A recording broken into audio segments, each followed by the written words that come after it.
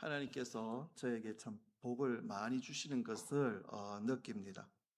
그래서 오늘 이 천사 같은 분들도 참 많이 만나게 되고요.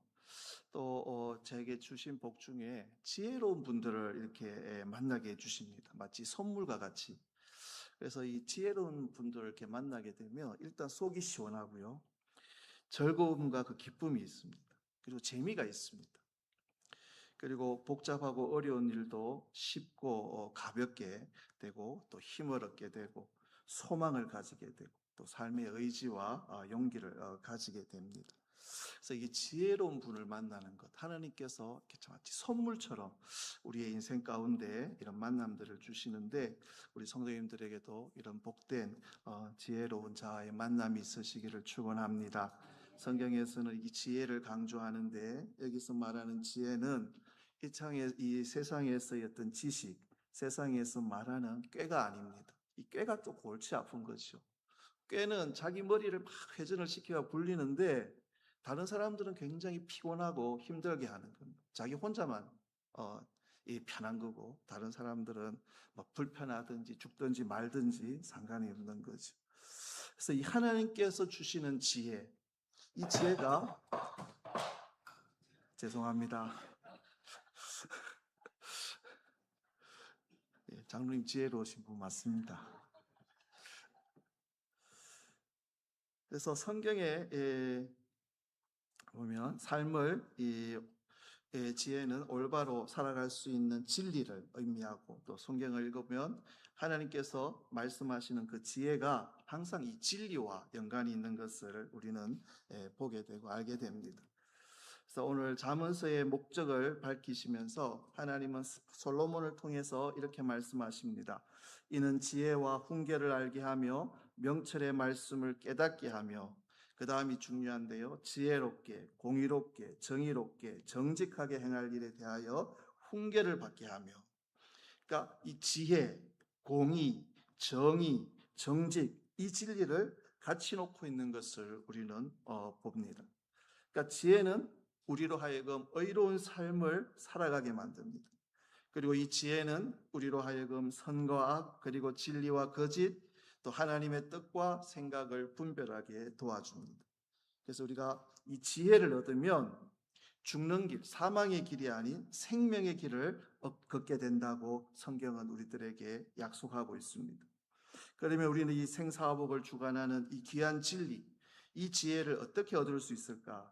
우리가 성경 모든 곳에서 지혜를 얻을 수 있지만 특별히 지혜를 강조한 책이 오늘 우리가 성도님들이 봉독한 이 잠언의 말씀인데요. 이 잠언 1장은 잠언의 서론 역할을 하는 동시에 우리가 이 중요한 진리를 어떻게 얻을 수 있는가에 대해 구체적으로 우리들에게 방법을 알려주고 계십니다.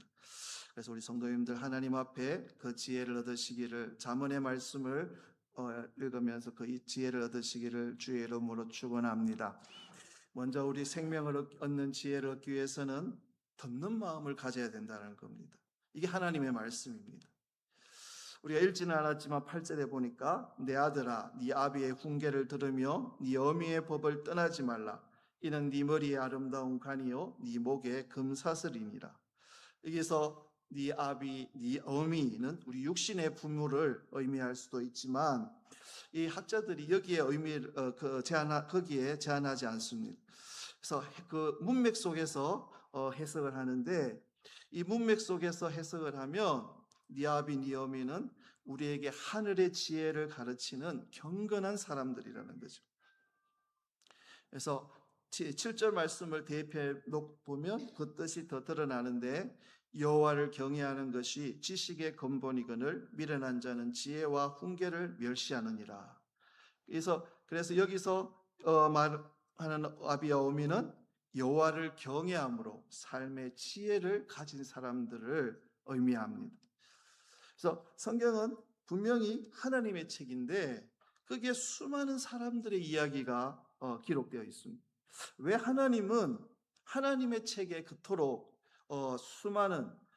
그토록 많은 사람들의 이야기를 하나님은 기록해 놓으셨을까?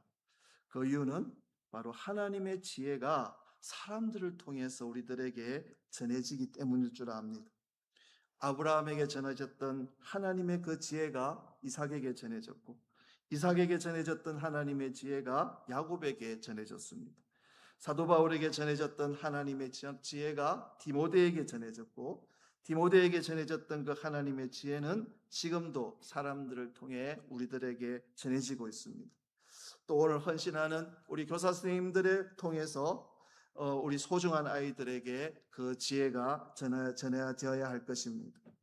그래서 오늘 본문은 명령합니다. 네 아비와 네 어미의 훈계를 들으라. 다시 말하면 여호와 하나님을 경외하는 사람들을 통해서 주시는 지혜의 말씀을 들으라는 거예요. 들으라. 우리 많이 듣지 않습니까? 성경에서 들으라. 쉐마 이스라엘. 들으라 하나님의 백성들아. 들으라 하나님의 자녀들아. 이 잠언을 기록한 솔로몬은 우리가 아는 대로 1,000번제를 드렸습니다. 하나님 앞에 1,000번제를 드리고 나서 하나님이 이 솔로몬에게 나타나셨습니다. 그리고 이렇게 말씀하십니다. 네가 무엇을 원하느냐? 그러자 솔로몬이 하나님 제게 듣는 마음을 주십시오라고 대답을 합니다. 개역 한글에는 보면 지혜로운 마음이라고 번역하기도 했는데, 그러니까 솔로몬은 조금 더 확대 해석해서 어떻게 해보면 지혜의 말씀을 듣는 마음을 주옵소서, 그렇게 기도한 겁니다.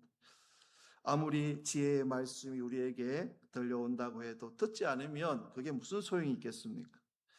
이것이 또한 예수님께서 씨 뿌리는 비유를 말씀하신 이유일 겁니다.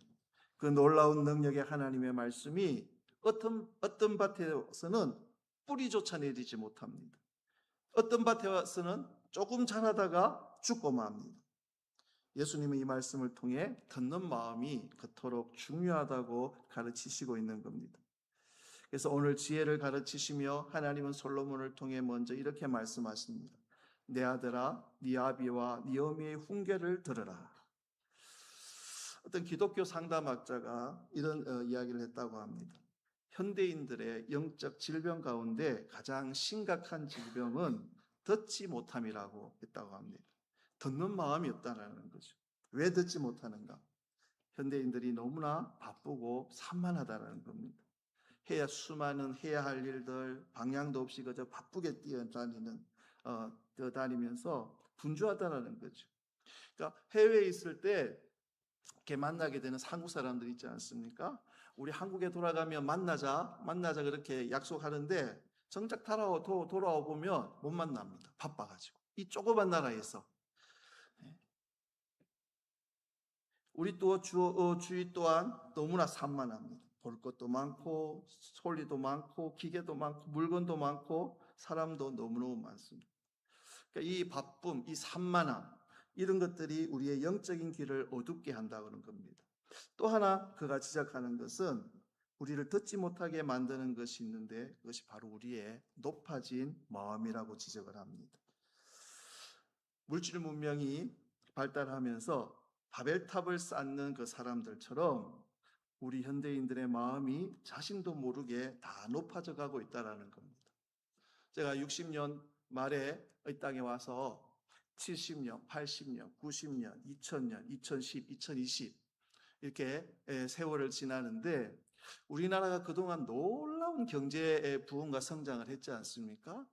그러니까 저는 60년대 그 배고픔도 알고 80년대 우리나라 그 경제 부흥기 이런 것들을 다 이렇게 겪으면서 제가 교회에서 어려서부터 자라면서 보니까 사람들이 막 부유해지기 시작해서 잘 살기 시작해가지고 돈이 넘치기 시작했습니다. 근데 그와 함께 사람들의 마음도 높아져 가더라는 거죠. 사람들의 마음이 높아져 가는 것을 보게 되는데, 그러니까 그것이 듣지 못하는 마음을 만든다라는, 마음이 높아지면 듣지 못한다라는 거죠. 그래서 우리의 마음을 높이는 것이 여러 가지가 있지만 그가 지적하는 것이 딱 한 가지가 있는데 바로 이 물질이라는 겁니다. 그러니까 신기하게도 물질이 많아지면 사람의 마음이 높아진다는 겁니다. 겉으로 잘 나타나지 않아서 이것은 자신도 모르는 경우가 많다는 겁니다. 여전히 예배드리고 여전히 봉사도 합니다. 그런데 이게 물질이 지나치게 많아지기 쌓이기 시작하면 우리의 마음은 자신도 모르게 높아져서 하나님의 음성을 깊이 듣기가 어렵다는 겁니다. 우리 가만히 생각하고 현 시대에 일어나고 있는 현상을 보면 맞는 말인 것 같습니다. 돈이 생기니까 마음이 높아지고, 또 신기한 거는 멀어지더라는 거죠. 돈이 많아지니까 교회하고 멀어지고, 또 보니까 돈이 많아지니까 형제 사이가 멀어지고, 돈이 많으면 가까워지는 것이 아니라 멀어지더라는 거죠. 높아지고 멀어집니다. 부모 자식도 돈이 많으니까 멀어지고, 심지어는 가족까지도 멀어지는 현상을 보게 됩니다. 예수님 역시 똑같은 말씀을 우리들에게 주셨습니다. 누가복음 18장에 보니까 재물이 있는 자는 하나님의 나라에 들어가기가 얼마나 어려운지, 낙타가 바늘기로 들어가는 것이 부자가 하나님의 나라에 들어가는 것보다 쉬우니라. 예수님은 지금 천국에 들어가기 위해서는 가난해야 된다고 말씀하시는 것이 아니라 이 물질이 사람의 마음을 높이기 쉽다고 지적하고 계신 겁니다. 부자가 되면 마음이 높아져서 하나님의 말씀을 듣기가 어렵다고 이 말씀을 강조하고 있습니다. 목회 현장에서도 보면 이런 일들을 종종 보게 됩니다. 그러니까 물질이 많아지는데 이걸 또 지혜롭게 사용하시는 분들은 또 잘 사용하시는 분들이 있습니다. 근데 보면 이게 많아지니까 사용을 잘 못하는 겁니다. 그리고 자신도 모르게 그 물질로 인해서 마음이 높아지고 멀어지게 되는 그런 결과들을 안타까운 결과들을 보게 됩니다. 그 결과는 그들의 마음에는 하나님의 말씀이 깊이 들리지 않는다라는 겁니다. 그래서 주님은 팔복을 말씀하시면서 이렇게 강조하신 것 같습니다. 심령이 가난한 자는 복이 있나니 천국이 그들의 것이며. 우리가 스스로에게 한번 질문해 보시기 바랍니다. 나의 마음은 지금 가난한지, 인생을 살아가면서 아마 누구나 어려웠던 때가 있고 또한 부유했을 때가 있었을 겁니다. 주님 앞에서 내가 어려웠던 때와 지금 부유해진 때를 한번 비교해 볼 때 어느 때에 주님의 말씀이, 그 지혜의 말씀이 더 잘 마음에 들려왔던가? 부할 때는 아니었다라는 거죠. 우리 모두 솔로몬과 같이 하나님 앞에 기도하시는 성도님들 되셨으면 좋겠습니다. 무엇입니까? 주님, 제게 듣는 마음을 주옵소서. 제 마음이 높아지지 않게 하시고 듣는 마음을 주옵소서.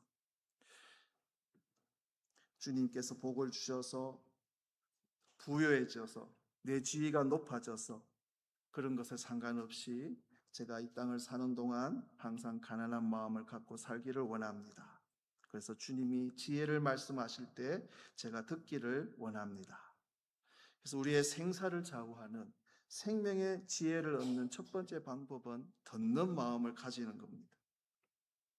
그리고 생명의 지혜를 얻기 위해서는 좋은 믿음의 친구들을 사귀어야 된다는 겁니다.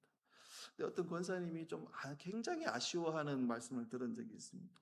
좀 같이 기도하고 기도의 어떤 것을 좀 삶을 나누고 기도하고 싶은 그 교제를 나누고 싶은 친구가 있으면 참 좋겠는데 그게 좀 찾아보기가 어렵다라는 거죠. 요즘 세상이 삭막해지고 또 그러면서 그런 친구가 좀 찾아보기가 점점 어려워지는 것 같습니다.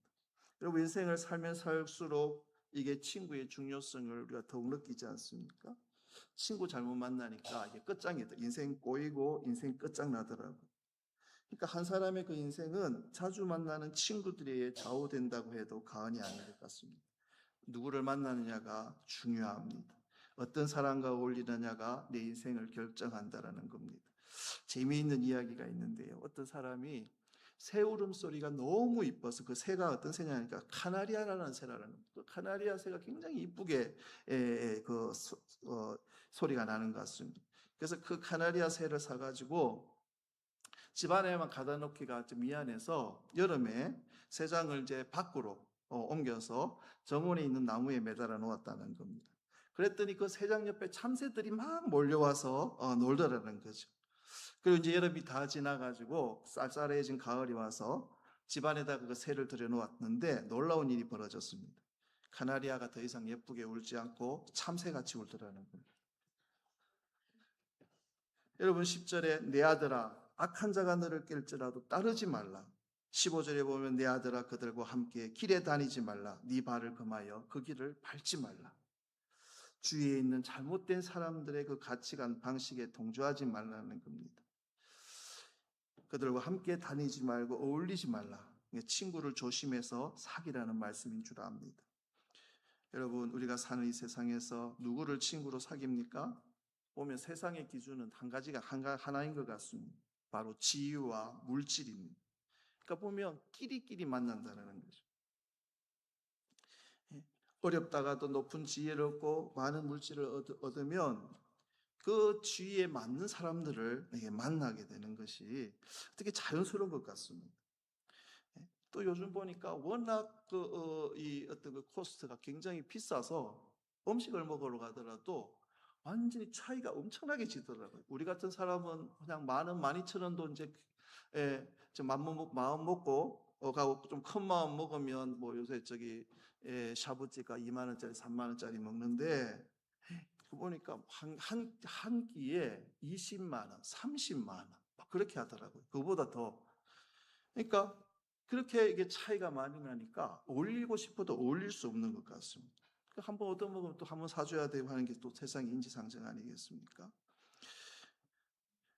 그래서 세상이 항상 그렇게 흘러가니까 우리 믿는 사람들도 당연시 그것을 여기고 따라갈 때가 많다라는 거죠. 근데 하나님은 지금 이 세상의 당연한 것들에 대해서 강하게 경고하고 계십니다. 그래서 이 교회 공동체가 참 아름답고 중요하다는 거죠. 여러분, 우리 교회의 소중함을 여러분 잊지 마시기를 바랍니다. 여러분, 제가 자꾸 좋은 교회, 복된 교회라고 하는데 세상에 있는 교회들의 소식을 들어보면 참 엄청난 이해할 수 없는 일들이 교회에서 일어나는 겁니다. 여러분, 우리는 주일 아침 되면 그래도 교회 가기 싫지 않지 않습니까? 오늘 주일이니까 교회 가야지 하고 즐거운 마음으로 우리 교회 오지 않습니까? 그것이 얼마나 감사한 일인지 모른다라는 거죠. 그래서 이 교회에서 신앙의 동지들, 기도의 동지들을 만나는 것. 그럴 때 우리가 생명의 지혜를 거기서 얻게 되고 사게 된다라는 겁니다. 잘못하다가는 이 세속적인 가치관을 가진 사람들과 어울리다 보면 사는 길이 아니라 죽는 길로 가기 쉽다라는 겁니다. 제가 아는 목사님이 처음에는 굉장히 어렵게 시골에서 저기 경상도 그 산골에서 아주 어렵게 목회를. 그때 1년 예산이 뭐 120만 원? 뭐 그런 교회. 그래가지고 그 사택도 변변치 못해가지고 그 가족이 밥 먹는데 막 추워가지고 덜덜덜 떨면서 먹을 정도로 그렇게 어려웠었는데 이게 참 희한한 거는 이분이 유산을 받은 겁니다. 유산을 누구한테 받았느냐 하면 누나한테 유산을 받았는데 근데 희한한 거는 그 누나가 비군이었어요. 비군인데 저를 가지고 있고 그분이 이제 갑자기 세상을 떠나게 되니까 그 형제 중에 이 아들이 하나인데 그 유산이 그 목사님한테 그게 되게 상속이 되더라고요. 그러니까 하루아침에 수십억의 그 재산을 가진 사람이 된 겁니다.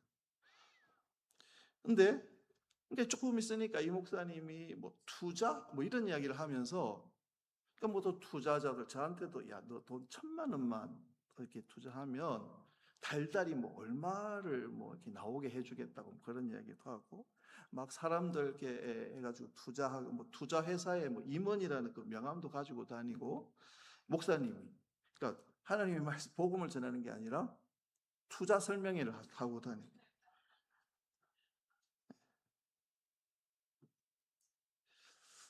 그러다가 그분이 어떻게 됐겠습니까?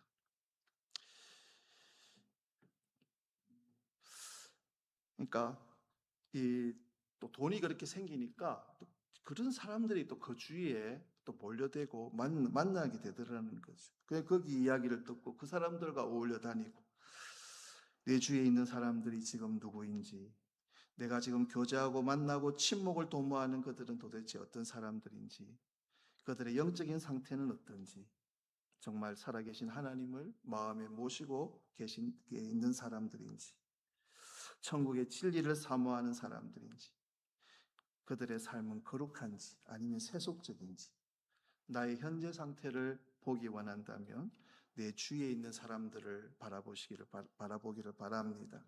내가 지금 만나고 교제하는 그 사람들의 모습이 나의 모습이 나 자신의 모습이 될 수 있습니다. 이것이 오늘 잠언서의 말씀입니다. 우리 신앙생활의 성공의 비결은 어떻게 생명의 지혜를 얻을 수 있느냐? 하나님께서 말씀하시는데 좋은 믿음의 친구를 사귀라는 거죠. 영적으로 성숙한 사람들과 적극적으로 사귀시기를 바랍니다. 경건하고 영적이고 하나님을 사랑하고 성령과 동행하는 그 사람들과 사귀기 위해서 우리 성도님들의 시간과 또 시간을 투자하고 물질을 투자하시기를 바랍니다. 우리 교회에는 그런 분들이 많은 줄 압니다. 우리를 살리는 지혜는 누구를 통해 전해지는가? 그것은 여호와 하나님을 경외하는 사람들을 통해 전해진다라는 거죠. 우리가 잘 아는 그 헬렌 켈러. 그녀는 태어난 지 얼마 안 되어서 열병으로 보지도 못하고 말하지도 못하고 듣지도 못하게 됩니다. 그러니까 이게 성질이 아주 괴팍한 사람이 되지 않습니까? 그러니까 누구도 그녀하고 가까이 하지 않고 도울 수가 없었습니다. 그런데 헬렌 켈러가 6살 때 13살 차이가 나는 그 19살의 그 고아 출신 앤 슬리반 선생님을 만나게 됩니다. 그녀를 통해서 이 헬렌 켈러가 살아계신 하나님을 만났고 그 절망 가운데서 일어납니다. 그래서 1936년에 그 50년의 우정을 끝으로 앤 슬리반 선생님이 하늘나라로 먼저 갔을 때 그의 그 헬렌 켈러가 이렇게 고백합니다. 내 인생의 가장 큰 축복은 앤 슬리반이었다. 그녀는 방황하는 내 영혼을 늘 하나님 앞으로 인도해 준 가장 소중한 나의 친구였다. 내가 만일 그를 만나지 못했다면 나는 영원한 암흑 속에서 내 인생을 마쳤을 것이다. 여러분, 이런 고백을 듣는 우리 귀한 성도님들의 삶이 되시기를 바랍니다. 여러분, 지혜로운 자가 만나는 것 너무나 중요하지만 내가 그 사람에게 있어서 살아계신 하나님을 전해주는 통로로, 하나님의 그 생명을 전해주는 통로로 우리 성도님들이 기억되시는 우리 성도님들 되시기를 축원합니다. 이 앤 슬리반은 고아였고 물질이 거의 없었을 겁니다. 근데 그 헬렌 켈러의 그 스승이 되었을 때 그 헬렌 켈러에게 예수님, 살아계신 그 예수의 생명을 전해주는 그런 귀한 존재로 이 땅에서 쓰임받는 그의 아름다운 모습을 우리가 보고 듣게 됩니다. 우리에게 생명을 전해주는 하나님의 지혜를 얻기 위해서는 듣는 마음을 가져야 하고 좋은 영적인 친구, 기도 동지를 우리가 사귀어야 되는데 우리 성도님들이 그런 기도 동지가 되어주시기를, 영적인 친구가 되어주시기를 축원합니다. 마지막으로 하나님의 지혜를 얻기 위해서는 고난 속에서 지혜를 만나라는 겁니다. 성경은 지혜를 종종 의인화해서 표현하고 있습니다. 20절에 보면 지혜가 길거리에서 부르며 광장에서 소리를 높이며 21절에 시끄러운 길목에서 소리를 지르며 지혜가 어디에서 있다고 말합니까? 길거리, 광장, 길목. 이 장소는 어떤 특징이 있습니까? 우리가 가장 많이 다니는 곳 아닙니까? 그러니까 이 말씀은 무슨 뜻입니까? 우리의 삶의 현장을 말하는 겁니다. 그러니까 지혜는 멀리 있는 것이 아니라 우리의 삶 속에 있다라는 겁니다. 그 지혜가 우리를 부르고 있는데 어떻게 부르고 있는가? 22절에 보니까 나의 책망을 듣고 돌이키라. 보라, 내가 나의 영을 너희에게 부어주며 내 말을 너희에게 보이리라. 쭉 보면 분명히 지혜가 말을 하고 지혜가 의인화에 대해서 말을 하는데 그 다음에 보면 하나님이신 겁니다. 그러니까 잠언서에는 이런 것들이 참 많습니다. 그래서 지혜를 하나님과 동등히 놓습니다. 그러니까 말씀이 육신이 돼 우리 가운데 거하심에 요한은 말씀이라고 표현합니다. 잠언에서 지혜는 하나님인 경우가 많은 것을 보게 됩니다. 근데 그 지혜가 우리를 부르고 있는데 그 삶 속에서 우리의 생활의 현장에서 우리를 부르고 있는데 어떤 소리로 부르고 있는가? 책망의 소리로 부르고 있습니다. 이 무슨 뜻입니까? 고난의 모습으로 우리가 해석할 수 있습니다. 책망의 소리는 고난의 모습. 그러니까 우리 삶 속에서 어떤 고난이 찾아왔을 때 우리는 그 고난을만 바라보고 낙심하고 주저앉을 것이 아니라 그 고난을 통해 책망의 목소리로 우리에게 다가와서 그 지혜를 말씀하시는 그 지혜의 음성을 들어야 한다는 겁니다. 하나님은 결코 우리의 시간을 낭비하시지 않는 분입니다. 아무 의미 없이 우리를 고난의 골짜기로 밀어넣으시는 분이 아니시라는 겁니다. 만일 믿는 우리에게 그 책망의 목소리, 고난의 삶의 현장이 있다면 하나님께서 우리에게 지혜를 주시기 위한, 생명의 지혜를 주시기 위한 하나님의 선물인 줄로 믿으시기를 바랍니다. 지혜는 이렇게 종종 책망의 소리로 우리를 찾아옵니다. 고난의 모습으로 우리의 삶을 방문합니다.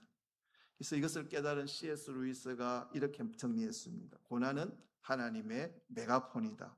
확성기라는 거죠. 어리석은 자는 책망과 고난이 올 때 낙심하고 주저앉습니다. 그러나 참으로 지혜로운 사람은 그 고난 속에서 다가오는 하나님의 지혜의 목소리를 듣는다라는 겁니다. 미국의 어떤 목사님의 이야기인데요. 그 목사님이 신학교에 이제 막 입학해서 들어가니까 거기에서 존이라는 친구를 만나게 됩니다.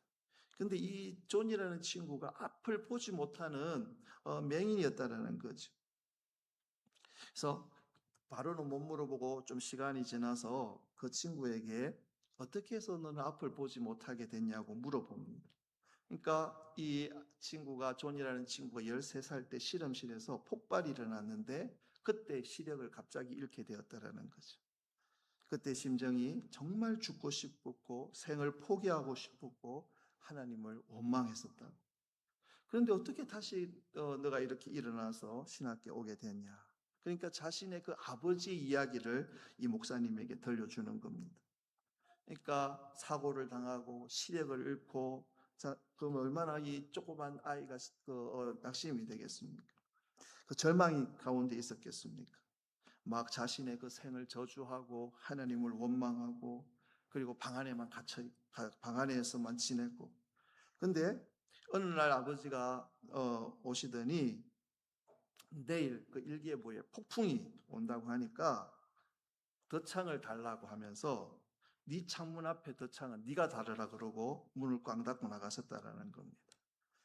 그 소리를 들은 이 존이 얼마나 서러웠겠습니까? 지금 자기가 정상인도 아니고 지금 사고를 당해서 시력을 앞을 보지도 못하는데 내 창문 내가 달으라 그러면 내가 지금 창문 달다가 꼬꾸라져서 떨어져 죽어봐야 아버지 속이 시원하겠냐고 그렇게 원망을 하면서